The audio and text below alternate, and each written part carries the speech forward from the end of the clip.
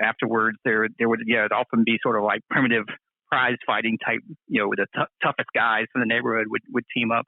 So they were definitely rough and tumble affairs, primarily male affairs, up through the 1830s and into 1840s. Welcome to the Pitmasters Podcast. I'm Rusty Monson. I'm Anthony Lujan. And on today's podcast, we're talking about the history of barbecue with Robert F. Moss. He wrote a barbecue book called Barbecue, The History of an American Institution. And we're going to talk about how barbecue grew in America from the beginning till now. So stay with us. All right, guys, thanks again for tuning in. Just a reminder, you can find us on all of your podcasts institutions, such as CastBox. Yes. I got that right this time. Nice. You can watch us on YouTube. You can watch, anything you guys can hear a podcast on, you can listen to us. If you ever have a request of us for maybe a format that we're not on yet, let us know and we'll put it on for you. And if you noticed, our background hasn't changed because we kind of figured it out. Yep. So yay for background figuring it out. Yes. All right, man. So this week what do we got going on? Man, I'm going to head up to Daniel Summit to do a chili cook-off. I was thinking about it. You should do it still. Here's a funny story. One of my favorite foods in existence is chili. Yes. And I, as a chef and as a barbecue person, have never made it at home. So I went and got a bunch of stuff, did a couple recipes, gave them to my wife, and her quote was, "You might as well just put taco seasoning on meat." So that hurt your ego a little bit. Hurt my ego. And so close to the contest, I was like, you know what? Maybe I don't want to do it. You know what I think it was though, Rusty, is you are anti-bean in your chili. I am anti-bean in my chili. So maybe that could have been the problem. No, that's not the problem. Well, just come out then. Just come cook it with me. It gives me a reason to beat up on you a little bit. I might. We do have a team practice on Saturday I can cancel, but we'll see. I really want to do it. Yeah. I do. So if you guys are hearing this, you'll hear this before. If you're in Utah and you want to do the chili cook-off, go ahead and do it, man. Yeah. It's up there. You can sign up to it on it. I don't know how, but just look it up on Daniel Summit, Utah, chili contest. Actually, no. Sorry, people. He's lying to you. It'll already be in the past. Okay. Maybe it's in the past, and then we'll just talk about it. Yeah, we'll just talk about it. Okay. Yeah. All right. Well, let's get this moving on. So I read a book a little while ago. One of the very first, because I'm a history buff. I love history. So I'm always watching a history documentary, reading history books, and of course, got into barbecue a few years back. I read this book that we're about to talk about, and it just goes through so much detail of the evolution of barbecue. And so when I wanted to do when we started this podcast, one of the big ones I want to do is a history of barbecue. So everyone that was like me, and not everyone's like me, but wanted to really get an in-depth understanding of where barbecue came from in America specifically. So yeah, it's one of the oldest food in America, right? Technically. Yeah, and the way that it changed the country and the way that it is ingrained in what we do and how it's always been there is something super intriguing to me. So I reached out to Robert F. Moss, who wrote the book, Barbecue, The History of an American Institution. And he was happy. He came on. Yeah. I was really excited about that. I've read the book twice. If you guys can go, I got it on Audible. You can get it anywhere you want. I got it on Audible. It's a really good listen. You can get it on Amazon. I'm pretty sure you can get it anywhere books are sold. Yeah. So it's really good book. It's not too long. It's really good. Weekender book. So let's bring him on real quick. Bring him in. Hey, Robert, welcome to the podcast. Hey, guys. Thanks for having me on. I really appreciate it. Well, we appreciate you coming by. So we just kind of talked a little bit about your book, the Barbecue, The History of an American Institution. Tell us how you came about wanting to write a book like this. Mm-hmm. Yeah, it's actually, I ended up writing the book because no one else had written it before. It's actually sort of, back around 2000, 2001, I finished up some other projects, and I've always been very interested in history and food history, and was getting more and more interested in barbecue around that time, and decided, hey, I'll go to the library, get a book on barbecue history, and sort of see what's out there. And to my surprise, there really wasn't a book on barbecue history. Certainly no book dedicated to it. And there you could find like some of the Southern food history books might have a couple of pages about the history of barbecue.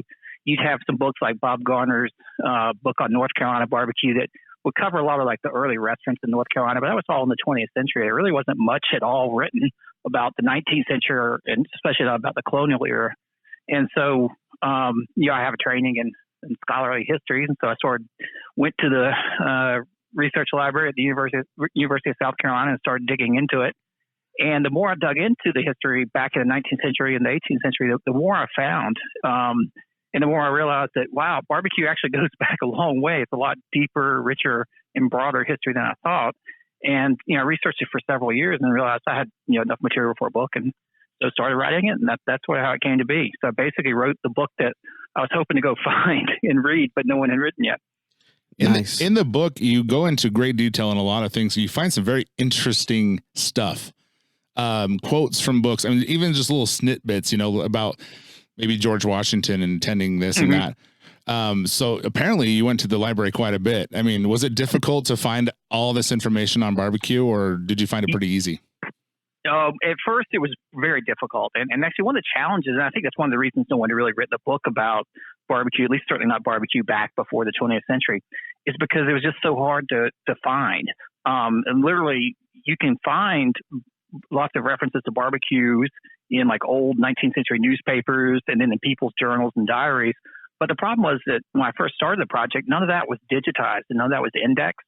You couldn't just like search for barbecue. You'd have to actually go back and just go through like reel after reel of microfilm, reading, trying to find these accounts of barbecues. And I spent many a Saturday, sitting in front of a microfilm reader. And I sort of learned like you could go look around the 4th of July, you could find these accounts, but it might take all afternoon. And then, I'd come home with 5 or 6 articles, from the 19th century.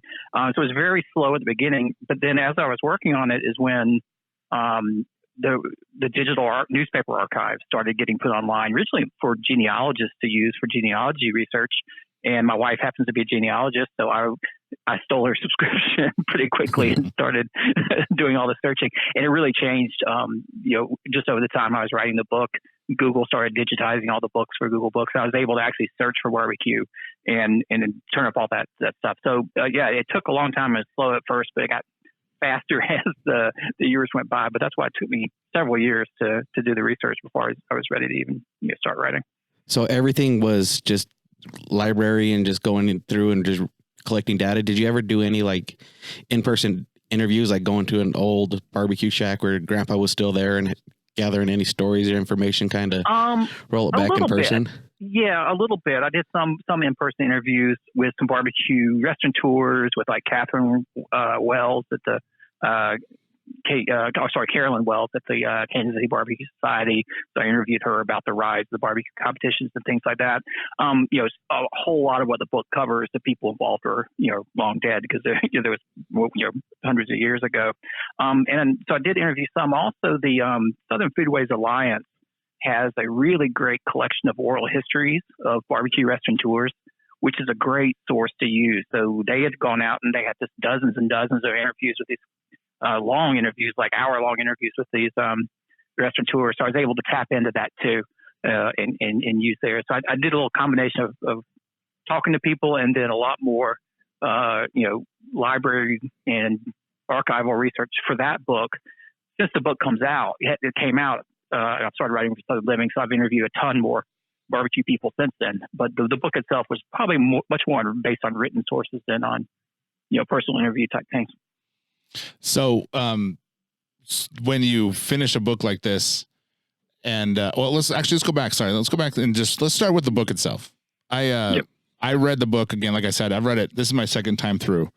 I read it a couple of years back, and then I kind of just brushed up on it the past few weeks, just for this interview. And I was really struck by how far back you were able to go, especially in the 1600s. I mean, you mentioned that Christopher Columbus is the one who really, he didn't bring pork over here, but he was responsible for it. And so where did it get started as far as America goes, that far back? Where do you think the first place was that did barbecue the way we would kind of identify with it?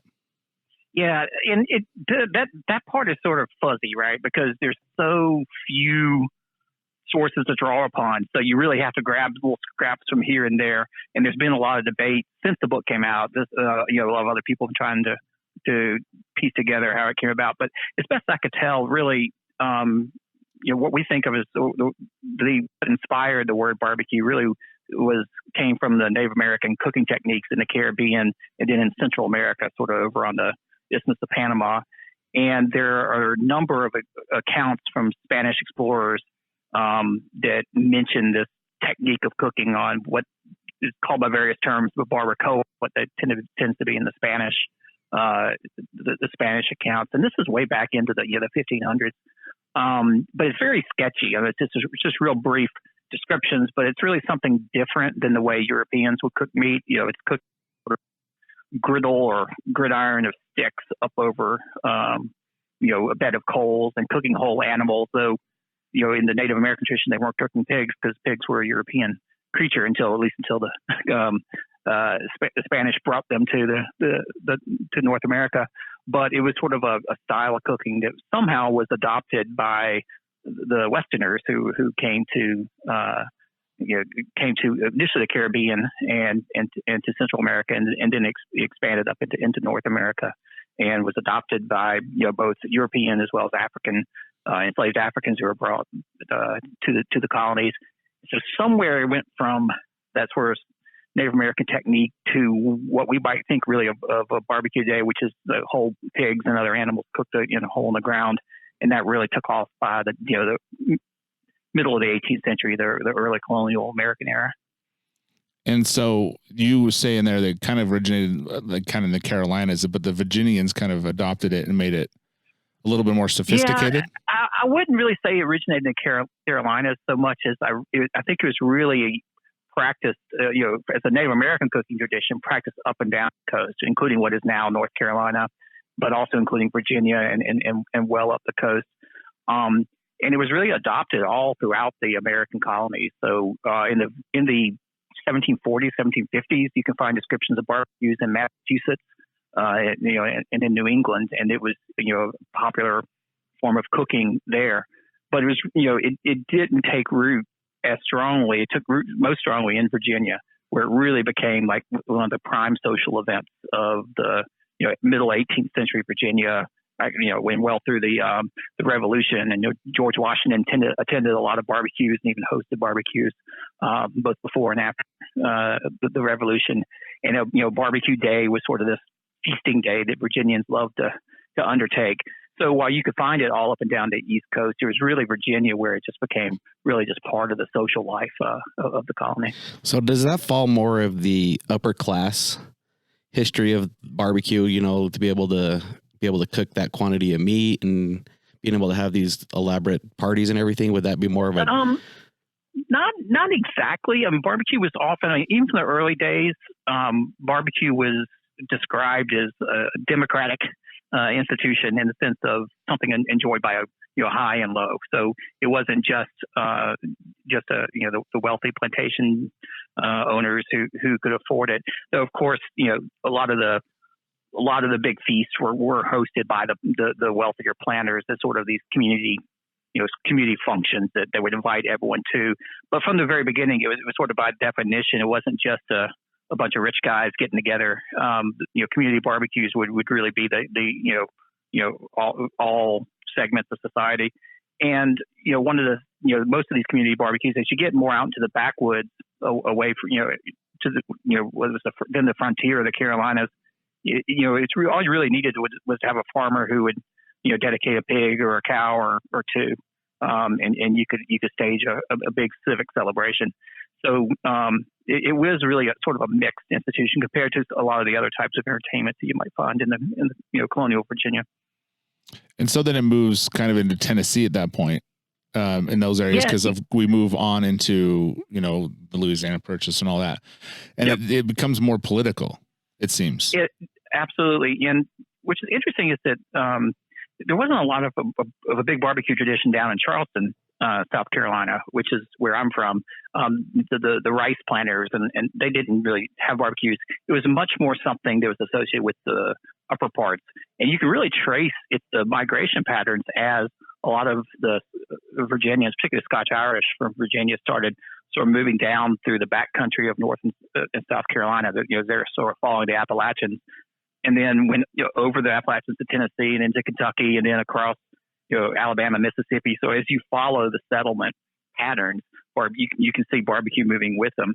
And yes, it very much became a big political tradition. It was both by the 1800s, so by the turn of the 19th century, barbecue was just a standard way that a community would celebrate the 4th of July. And if you read the newspaper accounts from like the early 19th century, it's amazing how it's almost like a formalized regimen of how they did it. They'd have a procession with a band, and they would go to either the local courthouse or to a church where there'd be speeches from various dignitaries, and they would all retire, take the procession to a big shady grove of trees with a spring where the pits have been dug and the animals were cooking, and so everyone would have a big barbecue feast, and then end the day with songs and then a whole round of toasts, which were all printed in the newspaper. So it was very, very much tied into celebrating the 4th of July. And then from there, politicians, and this was the time when, the Jacksonian democracy, so they're loosening property requirements. So voting very much became open to a lot more, still white men, but a lot more of a cross section of the white male population. And so barbecues became more and more important as political events because where politicians would come to get in front of as many people as they could, because no TV, no radio ads. You told that you want to first crash the local 4th of July barbecue and give speeches, and then the political parties started organizing and hosting their own political barbecues during campaign season, specifically to draw a big crowd of people so that the campaigners could make their speeches. Right. Who doesn't like food? I'd show up to an event if they had food. And this is, if you think about it, this is the early 19th century. There's no better way to get. I mean, there's almost no other way to get in front of 1,000 people from around a rural area than to have something that would draw them. Get everybody to come, get in the horses and wagons and come all in. Because it was a big, community gathering. It was as much about dancing and seeing friends and all that as it was about hearing the speeches, but it was a great way to, gather people for speechifying. Even like, I think it's Davy Crockett in there too, kind of makes a speech and kind of starts his whole career that way. And Yep. His first campaign, I think it was for the Tennessee legislature. He decided to jump up on the stump at one of the barbecue events and make a speech, and apparently he was really folksy and good at it, and that's sort of how he got into politics. That's awesome. So then it becomes kind of we go from political, it stays political, but I think like in the 1800s, it kind of goes to, like, for example, you say in the Civil War, it was a way to greet people and keep morale up and different things like that. And they used to have celebrations when the troops came home or whatever, and then the railroads and stuff like that. Talk about that a little bit. Like, how did it keep, like, so obviously the railroad was a big part of America. Obviously the Civil War is a big part of it, and barbecue kind of had its place in both of those things. So tell me how that came about. Yeah. So the politicians weren't the only ones who figured out that barbecue is a great way to get, draw a crowd and get a bunch of people together. And in the early phase of railroad development in the U.S., after the Civil War, a lot of it was funded by the federal government. But before the Civil War, railroads are private companies. They might be chartered by the state, like as a corporation, but they were basically taking what they call subscriptions, which is they're signing people up to buy shares in the company. And if they raised a certain amount of money, the state government might kick in some matching shares. So it was really they needed to get a bunch of people together and then sell the value of the railroad to the community, and then open up subscription books and have everybody promise to buy $20 or $30 a share and then raise money. So on the front end, railroad barbecues as they were called, were a way to raise funds to build the railroads. And then once they raised the funds and they started building the line, you could sort of see a line would start off in one place like in Charleston, and they would build it mile by mile. And so as it arrived at each town along the way, it was a big deal for towns, because it really sort of sealed their economic destiny if you had the railroad come through your town. So they'd have a massive celebration to welcome the first train that arrived in town, because it was a major civic event. So it was really, the railroad is sort of on the front end and the back end. Same thing with the Civil War, but actually even before that, the Mexican-American War in the 1840s was a time when there were lots of volunteer troops being recruited to go off and fight the war. And so communities would have these big sort of celebrations to send the troops off because they're all their young men volunteering to go to Mexico. And in that time, the volunteer terms are only a year. So within a year, they'd be back.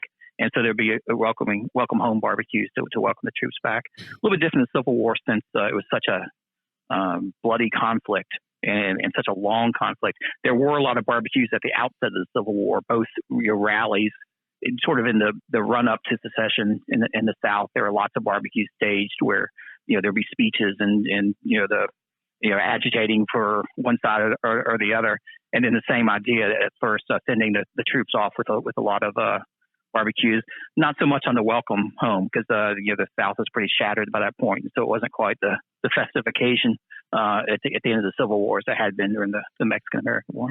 So in that time period, I'm just kind of curious on like the cooking process. Like, were they cooking still over open flames, or did we start moving into more progressive pits because still was more available? Like, what was the cooking technique in that early Civil War time? Yeah, the cooking technique did not change a lot from the colonial days through the end of the 19th century. It was very much an outdoor tradition. This is of course pre-air conditioning and pre-refrigeration. If you wanted to have a barbecue in the summer, well, you had no way you didn't just go buy, pork shoulder or something like that. You had to basically have a farmer donate a pig or a cow or a goat. And usually it was like lots of pigs and cows and goats. And you take them to the shady grove. So the barbecues are always held in these woods up under a big canopy of trees because you needed the shade. And they would actually take the animals right there to where the barbecue pits were dug and would slaughter them on site because you'd have to kill them and then immediately put the animals in the pits because you had no way to refrigerate them. In very much outdoor style of cooking, you dig a trench in the ground, 6 feet wide, maybe a foot or two deep, and then however long you needed it to be. It's about how big your barbecue was. Sometimes it'd only be 10 or 20 feet long, and sometimes you see these trenches that are just dozens of yards long. It's a really massive event. If you think about it, it's a lot of like sort of the burn barrel style cooking you still see today in eastern North Carolina, but in a pit in the ground. So the wood would be burned down to coals in the pit, and then they have a separate pit off to the side where they keep a fire going, so you have more coals that you could then shovel into the pit. And then they put big long either iron bars or green sticks, I guess you'd say, or green wooden poles across the pit, and then lay the animals over that, sort of split pig down the back and butterfly them out and lay them out, and you cook them over fire and baste them for 8, 12, 14 hours, however long it took for them to finish cooking. And you baste them. You said what was it? Like the first one was like Madeira wine, and in South Carolina they used to do Madeira wine in like some like peppers, like pepper sauce, or like a peppering instead. There's some early ones with wine in it that you see here and there. The more common though in the 19th century, and this is what's really amazing, is we think of all the regional styles we have today. Those really didn't exist in the 19th century. The most commonly described basting sauce would be a pot with some kind of fat like butter or lard that was melted, then with a whole lot of vinegar, and then a lot of salt, black pepper, and red pepper, or cayenne pepper. And that was really the basting sauce that the guys tending the pit would go up and down basting the animals with it. And you can see accounts of that same type of sauce in Virginia barbecues. You can see them all the way down in Texas barbecues in the 19th century. It's a very, very similar style of sauce. And it's really used more for basting, not when you serve the meat. The meat was usually just chopped up and served, without a sauce. Back then, it wasn't really to the rise of restaurants, which was in the early 20th century, that you start seeing the various sauce varieties that we know today. It's interesting because in Texas, you think salt, pepper, and that's it, but or beef, and mostly it's just beef. Texas is beef, but back in even the 1800s, it was whatever anyone had. So it wasn't necessarily a beef; it was lamb, it was deer. They weren't really known specifically for beef. I thought that was very interesting. Other thing is like Fourth of July's and stuff like that. Is that you said back in the day that was the big barbecue celebration? Now that traveled all over the place until I think right before the Spanish-American War. And so if you were gonna have a barbecue, it was on the 4th of July. That was one of the big times to have it, and it was because as Independence Day sort of got established as an American holiday, the barbecue was one of the most popular ways to celebrate it. And what's interesting, I originally was going to call the book "Barbecue: The History of a Southern Institution" because I just sort of assumed that it would be mostly about the South, and that's where everything developed. But I actually ended up having to change it to the history of the American institution because what you see in the 1840s really is, as the Americans move westward, they take barbecue with them. And even on like the Gold Rush Trail, the 1840s on the way out to California, there's these articles I found about, these groups of prospectors heading west who stopped along the trail in like Nevada or somewhere, and or in Oregon, and had a barbecue for the 4th of July, just using whatever they had on hand because that's what you did. And then once they got out to California, these are great accounts in the Gold Rush era of 4th of July barbecues being held in around the San Francisco Bay Area, bringing in all the way to the Pacific Coast by well before the Civil War. Well, you think about it though too when you start moving out west. Like what comes to my mind is the whole outlaws. They've always cooked over fire. They had to pick that tradition up from somewhere. So it's the outlaws kind of just kept that whole Western thing going too. And the outlaws, and they also didn't put beans in their chili. Yeah, that's true. But as you said, that it kind of took off after the Civil War, and my thought was, is that because a lot of people were going home, going, "Hey, man, they do this thing," Maybe. And so, do you think it has something to do with it too? Like after the Civil War, people were coming home, going, "We did this, and let's try this," or do you think it was mostly the people going for the gold rushes in California and stuff? Well, it's interesting what happened after the Civil War. See, the 4th of July in the South really bifurcated after the Civil War because the white Southerners refused to celebrate the 4th of July. That was now a Union holiday, and they weren't going to celebrate it. Whereas African American Southerners did embrace 4th of July, but also embraced Emancipation Day as they're two big holidays for the African American community. So through the second half of the 19th century, 4th of July barbecues in the South, at least, was primarily an African American tradition. White Southerners would have barbecues for a whole number of other occasions. But it wasn't until the Spanish American War in the 1890s that white Southerners sort of returned to July 4th as re-embraced it as a holiday. Sort of as the country sort of rallied around the flag for another war, and then from there on, 4th of July barbecues were back among all of the Southern communities. But outside the South, the July 4th remained a very popular barbecue occasion. Pretty much all throughout the country, except up in New England, which really didn't have much of a barbecue tradition. That had petered out in the colonial era in New England for reasons I have no idea why. But it really wasn't New England didn't really know about barbecues until just the last couple of decades. Take that, Jared. He's on my barbecue team, and he's from New England. So that's why he doesn't know anything about barbecue. Because they're all seafood stuff anyways. So let's talk about like the black influence, the African-American influence on barbecue. They pretty much did it the whole time. They literally were the pit masters. I know you mentioned the cool part in the book 30 Years a Slave. Mm-hmm. That he talks about. They would get the day off too, and it was such a big deal for them when they would have any kind of barbecue celebration. So were African Americans cooking the barbecue back in the 1600s all the way up, and that was just that was their job? It's hard to know that far back. There's just such sketchy information, but certainly by the late colonial era, it's safe to assume in the South that the folks doing the hard work around the pit, which is digging the pits and then tending the pits, were probably primarily African American. Barbecues played a huge role in the lives of African Americans in the South. Both, a lot of in the late 18th century, early 19th century, a lot of enslaved African Americans would host their own barbecues. They often may have their own animals in a private pen, and that's a very popular form of gathering. Both just for their family and friends, but then also, it would definitely be the hands working at the pit. And most of the white barbecues were almost always going to be enslaved African Americans. So from the beginning on up, well up until emancipation, I think it's safe to bet that most of the cooking itself was done by Black Southerners, even though it was these events staged by white farmers who might donate a lot of the meat, but the cooking itself was definitely coming out of the African American community.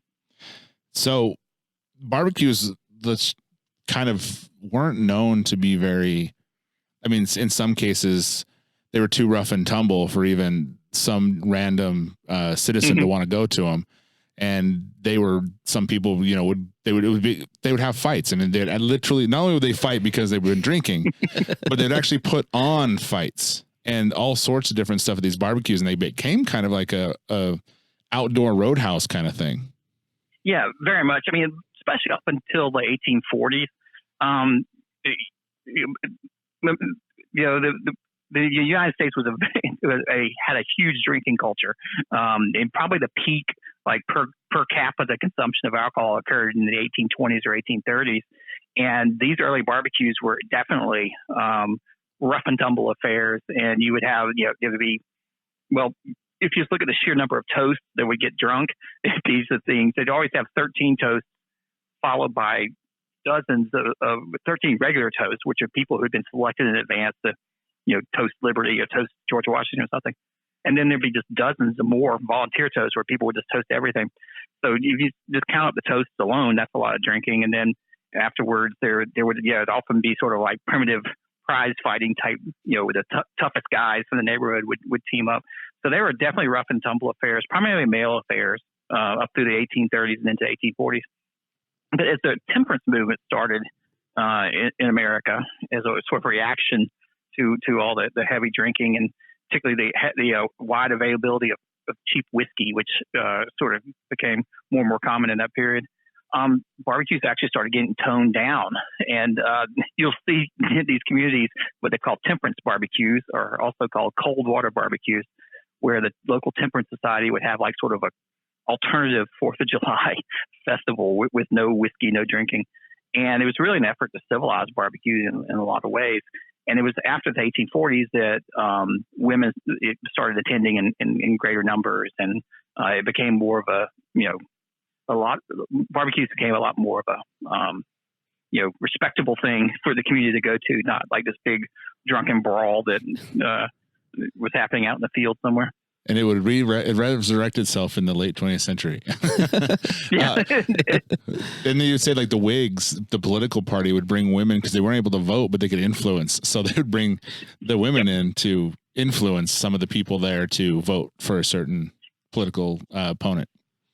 Yeah. So when William Henry Harrison, I guess 1848, the Tippecanoe and Tyler II election was sort of, the Whigs really did seize upon the barbecue as their big event. And they definitely realized that if we can tone these things down, if we can get all the women to show up, the men will stay sober, at least somewhat sober, and then the women can really, work their influence as well. So like, you get all these advocates that even they can't cast a vote, they can advocate for the candidates with their families.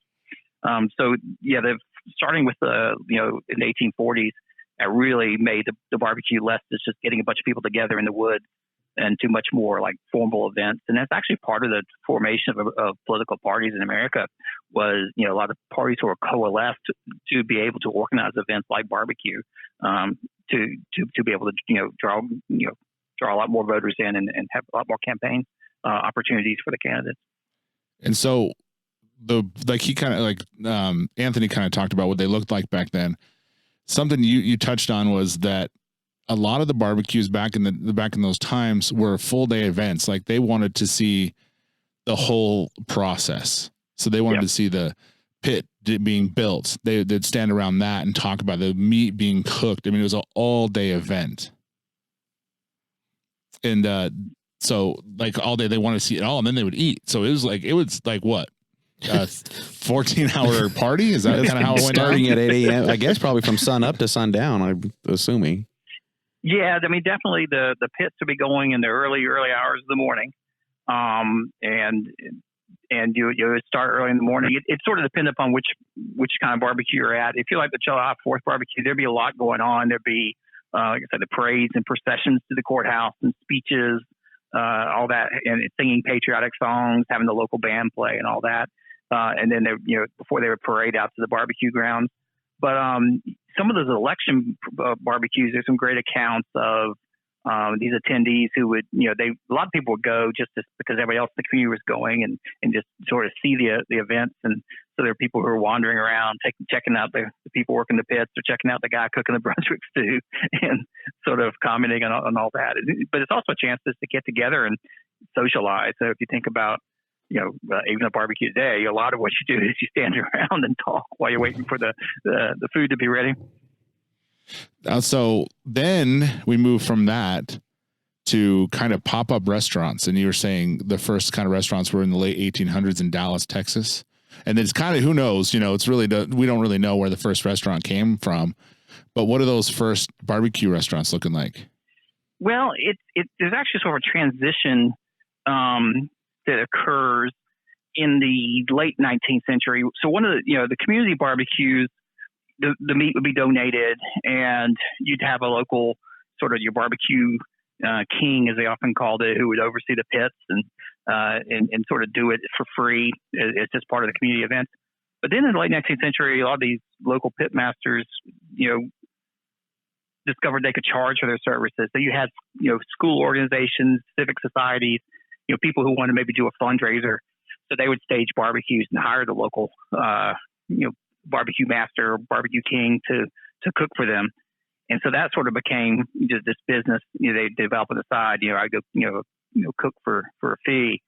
And then what you start seeing in the late 19th century is farmers and these barbecue guys, especially as small towns are starting to develop throughout the South, either the courthouse towns or the tobacco market towns. As people would go into town, for a court day on a Saturday or for a market day, some of these cooks would, fire up the pit at their farm and cook a whole bunch of, cook a pig or two, and then carry that into town and set up a tent basically, and start to sell barbecue as sort of a side business, to people who need lunch while they were in town. And then those sort of evolved into more semi-permanent barbecue stands. You see them in places, on street corners, and definitely Texas. A lot of them in Houston and Dallas and in Austin. They all had their downtown barbecue stands. You see them also in places like Lexington, North Carolina, which is now one of the great barbecue towns in America.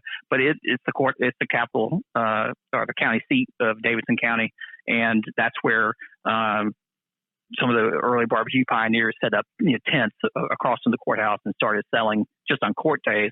And then they would actually enclose the tents, with wooden sides, make them more semi-permanent and create stands. And a lot of those, temporary businesses didn't last very long, but some of them end up becoming brick and mortar type restaurants and actually evolving into more of a restaurant that would operate, 3, 4, 5 days a week instead of just on the weekends. Man, I wish we could still just cook up a bunch of meat and then march it downtown and sell it, but the health department's not happy with that no more. Yeah, the health department wasn't really around. those I'm going to years. cook a whole hog and just truck it down the road and sell it on the side of the road. That'd be awesome. Yep. Probably a lot of people. And a lot of the early barbecue stands were they have a pit just dug in the ground behind their stand, so they cook all night and then sell it to people during the day. A lot of the ones, particularly in Texas and Oklahoma, in those areas, a lot of the barbecue stands were also sort of beer joints. And a lot of them you know about because they end up in a newspaper because the proprietor got busted for either, usually for selling whiskey illegally. So it was both some of them were places for people to get lunch during the day. Others were sort of a place to go get a drink or two or three and some barbecue at night. And is this where as we got more and more closer to Prohibition in the early 20th century? So is this I guess probably the time of the era where us men start banging our chest and saying my barbecue's better than yours type scenario. Like kind of like the leading on to like the competition, local competition, Rusty's restaurant's better than Anthony's restaurant. And then kind of like, the town duel. I'm trying to think of how much competition there was in those days. There definitely was, in that era, barbecue cooks developed these reputations as being the local barbecue master. And so I think there probably started to be some rivalries there. But probably really wasn't until you start getting more formal restaurants built and guys are starting to advertise that you start seeing everybody, advertising the best ribs in Georgia or whatever, because you have to market yourself once you have a permanent business. I want to say it's Bob Gibson's restaurant, and he would sell in his backyard. And then people would just walk for miles to eat barbecue. And then he kind of, moved into the city. And that seemed to be what a lot of people were doing. They were cooking in their backyards and were in the porch or wherever they could. And then all of a sudden, oh, well, let's move in, because they were maybe they're off a freeway or off somewhere they're accessible and people were coming, to that area and they were feeding them to come through. But then all of a sudden the business starts moving into the city. So how does that transition work? Does the cities just build up and people start moving to the cities and then the barbecue goes with it? And that's just kind of how the restaurants popped up? It's a couple different things. Like in the bigger cities, like a Houston or something like that, those are pretty good sized cities, by the turn of the 20th century. And in that cases, it was guys who were setting up these stands on street corners, literally. In Kansas City, there was actually a whole lot of barbecue stands that they had these old streetcars, these old trolley cars that the local street company, when they upgraded, they junked them. And so these guys would buy them and basically convert a trolley car into like a little a stand, and they'd find an empty lot somewhere to put it, and then would actually be selling barbecue out of the old trolley car. So that was sort of the bigger cities like a Kansas City or Houston or something like that. If you're looking at towns like more like Decatur, Alabama, which is where Big Bob Gibson set up shop, and if you look at Bob Melton's in Rocky Mount, North Carolina, and Scott's Barbecue in Goldsboro, North Carolina, those actually all of them developed from guys who essentially set up barbecue operations in their backyard. Adam Scott, I know, started cooking at his house and just sort of selling the meat sort of on the weekends or whatever from his backyard, and then he enclosed his back porch and made a dining room out of it. And you sort of see that happen a lot, where and then you move somewhere else. I was actually talking to Chris Lilly down at Big Bob Gibson, who's I think the 5th generation pit master down there. And Big Bob definitely moved around a lot from the early days. He started cooking at his house, but then he'd go, as business developed, he would go find more of a restaurant location. And so they had a bunch of different locations up to like the 40s and 50s until they ended up where they are now. And so then World War, is that when it kind of progressed into the restaurants, is right after World War II or right around that time? Really 20s and 30s is when you see those, so 1890s, 1910, barbecue operations are really just truly stands, maybe, tents or like wooden stands that somebody sort of nailed together on a street corner. You really see in the 20s and 30s when they started evolving into more permanent restaurants, cinder block, brick buildings, things like that. You start seeing health codes arise as well at the same time. And so you see the pits, evolve more into like the brick and masonry type pits that you can still see today. So that really took place before World War II. You started getting more formal restaurants, and so some of the oldest restaurants in America date back to that period. But it was after World War II that barbecue just took off, and what really happened was all over the place. So whether it's the side of the road, and of course the 20s and 30s, there are automobiles coming along. More and more people own cars. By the 40s and 50s, you start getting a lot more highways, really before the interstate highways, but a lot of the big, U.S. highways are developing. So there's a lot more road traffic. So barbecue stands pop up all over the road to sell barbecue to travelers. You see the rise of the drive-in in the 40s and 50s, and long before McDonald's and the cheeseburgers and took over. barbecue was like the number one drive-in food in America. So barbecue sandwiches were, every drive-in had a little pit out back where they cook barbecue on it. You'd even see barbecue in like nice sit-down restaurants. You see all these signs on these restaurants, like steaks, chops, and barbecue. So any just sort of family sit-down type restaurant would cook steaks and chops on a grill, and it would also have a barbecue pit where you could get ribs and pulled pork and that type of thing. And so then the 50s kind of come along. Everyone starts barbecuing in their backyards, and then some Weber and all that fun stuff comes up. And so as far as like let's just keep with the restaurant theme. In the 1970s, is that when things kind of got rough for barbecue? Yeah. So, and in the book, I talk about the transition from barbecue is really sort of a fast food. It's a quick order food. Certainly, it was slow to cook, but you could order it, quickly and be served quickly. But then, McDonald's and then Burger King and Wendy's, all those types of fast food restaurants really developed it started off in the 40s and 50s, so they really took off in the 60s. And that's when you see the relentless drive down to, toward these paper thin margins, selling in volume, needing to be able to just, have low cost and experienced, workers able to come in and just, churn out burgers.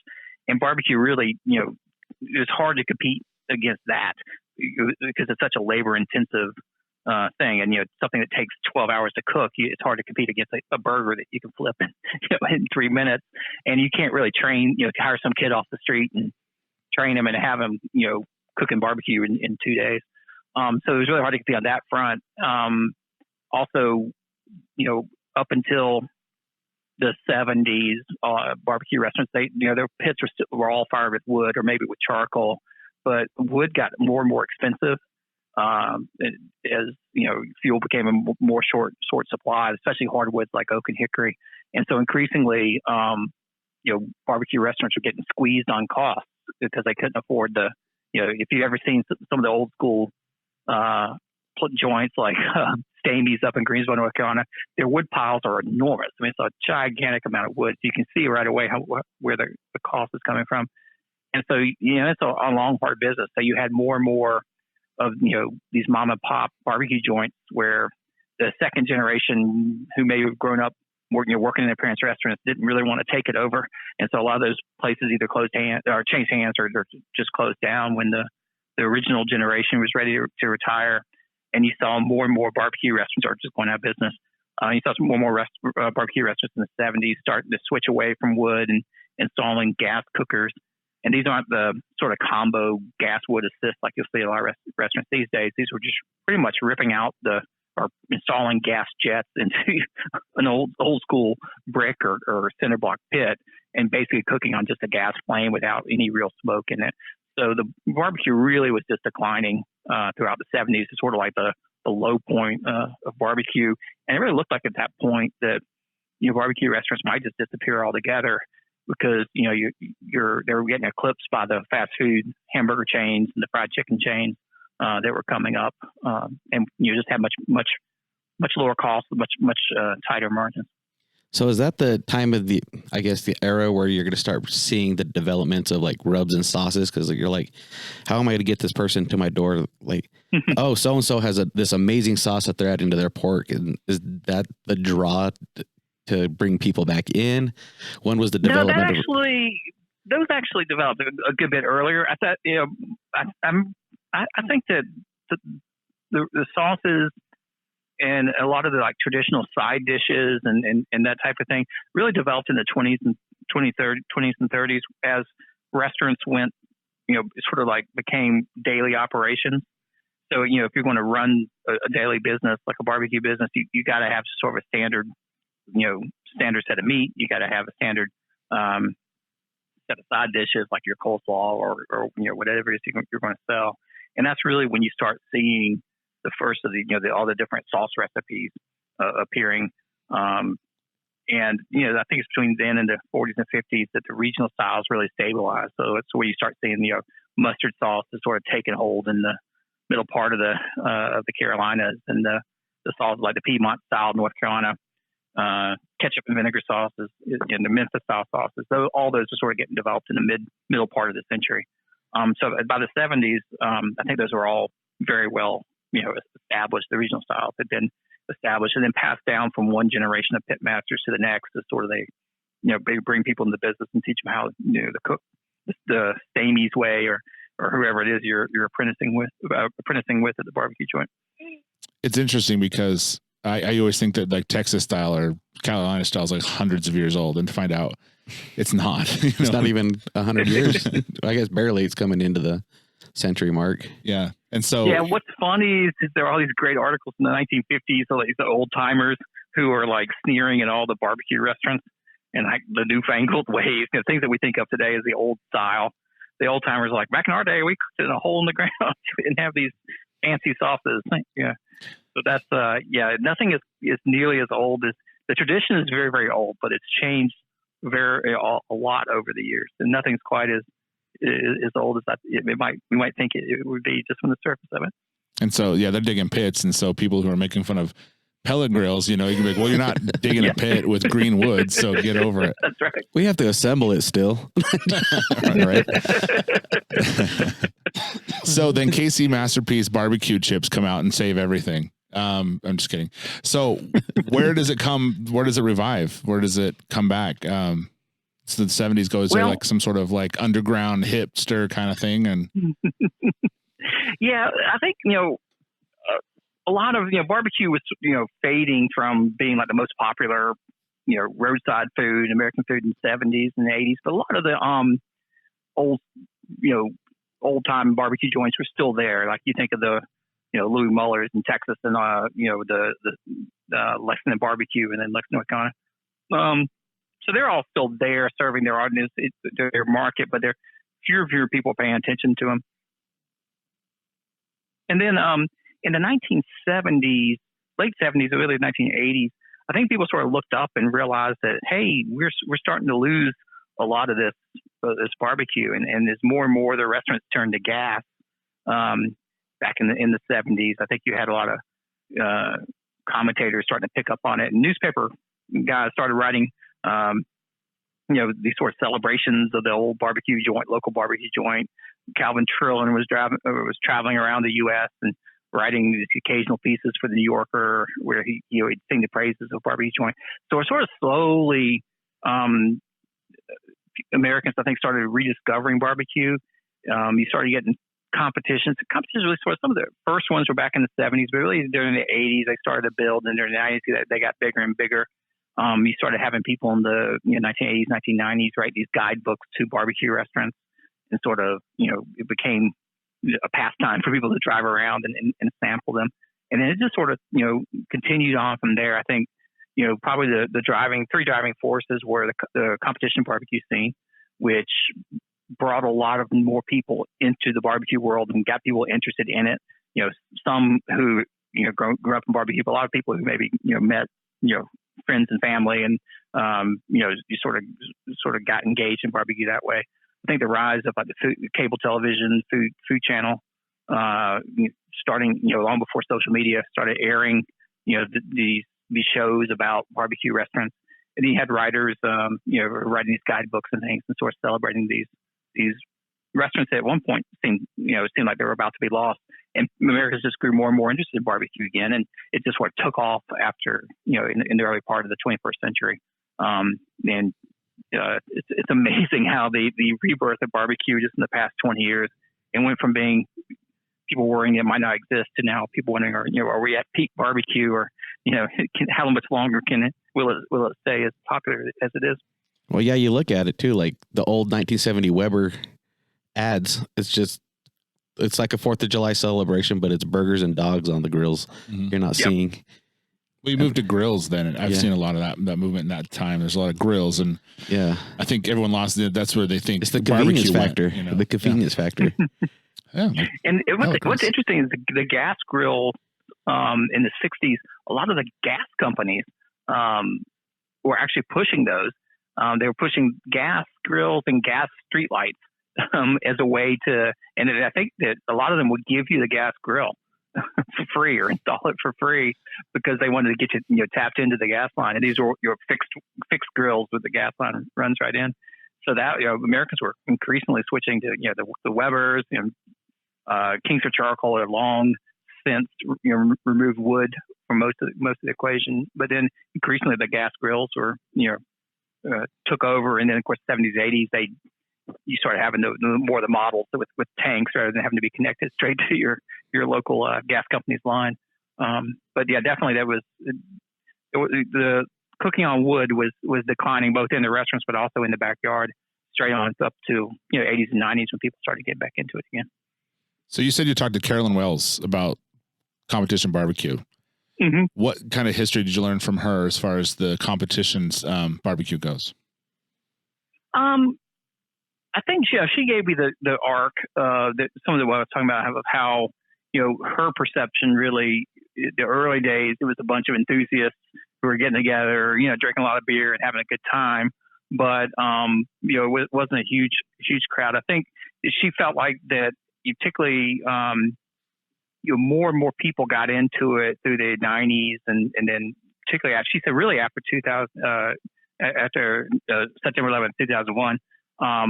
Sort of in the post 9/11 era, that a lot of people really got interested in barbecue, along with a larger movement just within society in general, to sort of get back to family and the simpler things and more elemental things. And she said that's really when she saw the competition scene really just boom. So you had the combination of people really interested in that kind of thing, ways to get together with family. She said, she saw the competitions changing from being a bunch of guys, mostly guys with some women staying up partying all night, to becoming much more like, these, whole families. The three generations would be, traveling together, getting to know each other's families, all the, friendly competition, and, getting to know each other and seeing, these other families that they knew all along the road. And so you have grandma and the kids, along with you, and it just changed the atmosphere a lot. In her mind, and of course the number of events just kept exploding. More and more events being held throughout the country. A lot more interest in people coming out and cooking, both sort of the tour pros, but also the folks who would just show up and cook in the one time a year in the amateur competitions. Yeah, it definitely blew up. It was always there, but it seemed like in the 2000s. I mean, you had, gosh, in 2008-ish, I feel like it just went crazy. Yeah. And it was just stratospheric. Well, history did the whole circle, We're coming back to barbecuing on the 4th of July is becoming a big deal again. Like, with just the convenience of all these grills and everything. Like, hey, let's have a big celebration at my house. It's the whole circle of people getting involved, and then like, once again, we start banging our chest again. My barbecue's better than yours, Rusty. We all know that's not the truth, Anthony, but that's cute.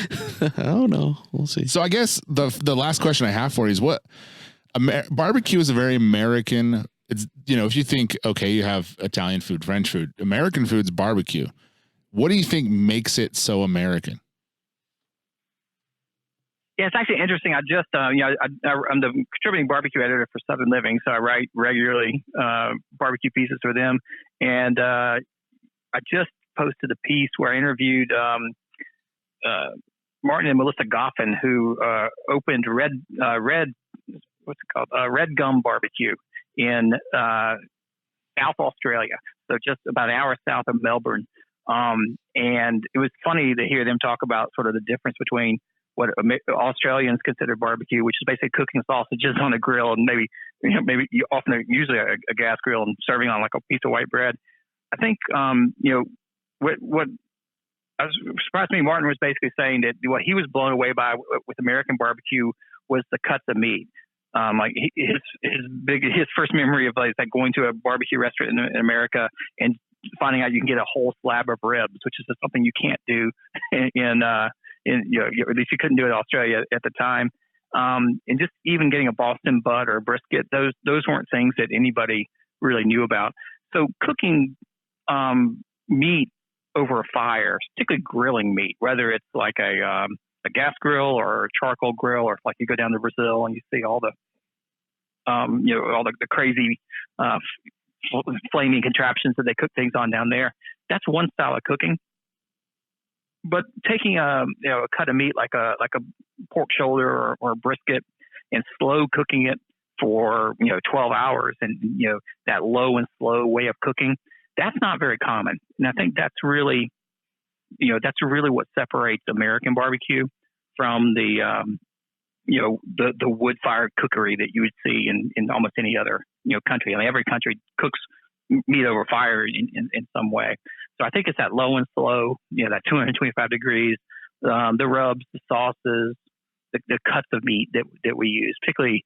And this was not the case at all in the 19th century, because everyone was cooking whole animals in the 19th century. But these days, if you look at the barbecue meat, it's the briskets, it's the pork shoulder, it's the ribs, it's the things that they're things that don't lend themselves to grilling. You really need to cook them for a long time to let them tenderize and become something magical. And I think that's the uniqueness of American barbecue. That's awesome. Well, hey man, so you write for Southern Living currently, correct? Yeah, that's correct. Among other publications, but yeah, I write regularly about barbecue for them. And where else can people find you? Well, robertfmoss.com is one of the best places to find me. And if you just go to Google Southern Living, Robert Moss, you'll turn up my latest articles there. So let's use the two best places to track down my writing.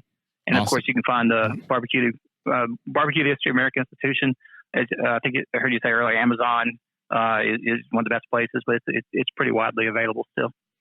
Awesome. Sweet. And I highly recommend it. Like I said, 2 times into it. And we went through a lot of the stuff that was in the book, but there are so many little details and stories and different things about the history of American barbecue that is really interesting. So if you guys are out there, I suggest the Audible version for myself, because I cannot read a paragraph without spacing off somewhere. So, but it's a really good read. I really enjoyed it.